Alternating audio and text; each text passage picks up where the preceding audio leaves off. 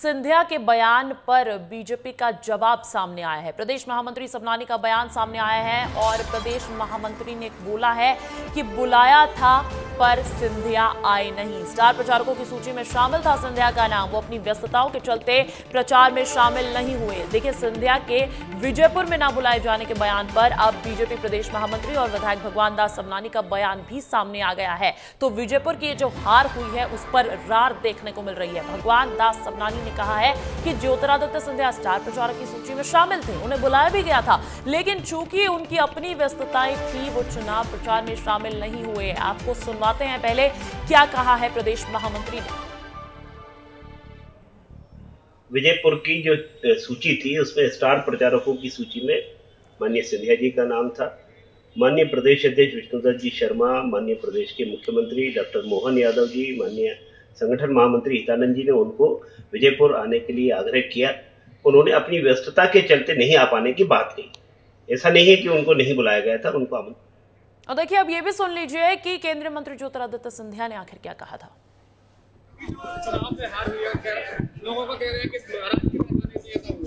इसमें हमें चिंतन करना होगा, जरूर चिंता की बात है, पर मतों में भी बढ़ोतरी हुई है और अगर मुझे कहा जाता तो मैं जरूर जाता।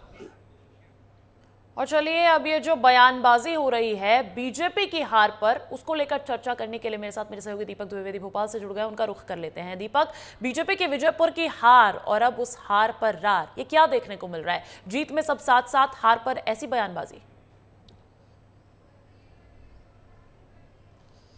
जी, मैं बता दूं कि जिस तरीके से बयान आया है सिंधिया जी का, उन्होंने ये साफ तौर पर कह दिया कि मुझे बुलाया नहीं गया और इसको लेकर बीजेपी ने भी अपना पक्ष रखा है कि उन्हें बुलाया था। प्रदेश अध्यक्ष चाहे वीडी शर्मा हो, प्रदेश के मुखिया डॉक्टर मोहन यादव हो और हितानंद शर्मा जो संगठन के नेता हैं, उन्होंने सब ने उन्हें बुलाया, पर उनकी व्यस्तता अन्य जगह पे थी, इसलिए वो यहाँ पहुँच नहीं पाए। पर वो यही कहते हुए नजर आए कि मुझे बुलाया नहीं, इसलिए मैं नहीं गया। वहीं अब सिंधिया समर्थक भी सामने आने लगे। उनका कहना, यदि सिंधिया जाते चुनाव प्रचार में विजयपुर तो यह सीट के जीत जाती बीजेपी और करीब 15,000 मतों से जीत कर सामने आती। हालांकि ये दावे कितने सही हैं कितने गलत है वो वहाँ की जनता के मूड के ऊपर डिपेंड था, पर जनता ने जो मूड दिखाया तो वहाँ पर विजयपुर में बीजेपी को हार मिली और उसकी अब रार पूरे प्रदेश भर में देखने के लिए मिल रही है। कहीं न कहीं सिंधिया समर्थक उनको ना जाने पर नाराज होते हुए नजर आ रहे हैं, अपनी प्रतिक्रिया व्यक्त कर रहे हैं। तो वहीं बीजेपी का कहना है कि हमारे नेताओं ने उन्हें बुलाया पर अलग जगहों पर उनकी व्यस्तता थी,